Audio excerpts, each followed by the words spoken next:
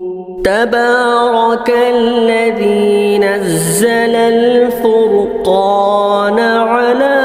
عبده ليكون للعالمين نذيرا۔ کسی بھائی نے سوال کیا کہ مفتی صاحب کا جائیداد اور مکان سے وطن اصلی باقی رہتا ہے یا نہیں؟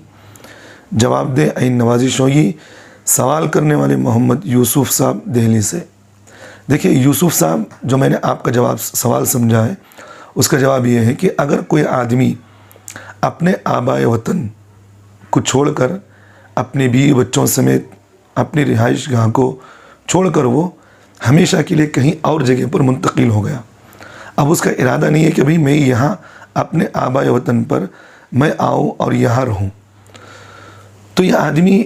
جہاں قیام پذیر ہو گیا اپنے بیوی بچوں کے ساتھ، وہ جگہ اور اس کے آبائے وطن جہاں اس کے آبا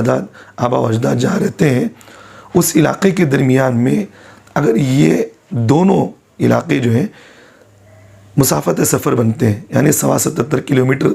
اگر یہ دونوں جگہ بنتے ہیں، یہ جگہ سے یہ جگہ پر دونوں 77 کلومیٹر اگر بنتی ہیں، تو یہ جب بھی یہاں سے یہاں آئے گا اپنے آباء و اجداد کے وطن کو یا قیام پر آئے گا، وہ آدمی وہاں پر نماز کو بجائے اتمام کرنے کے قصر کرے گا، یعنی 4 رکعت والی نماز کو وہ 2 رکعت پڑھے گا۔ پڑھنا ضروری ہے اس کے لیے، کیونکہ ایک اصولی بات یہاں یہ ہے، علماء فقہ نے یہ لکھا ہے کہ اگر کوئی آدمی وطن اصلی سے ہمیشہ کے لیے ترک سکونت سے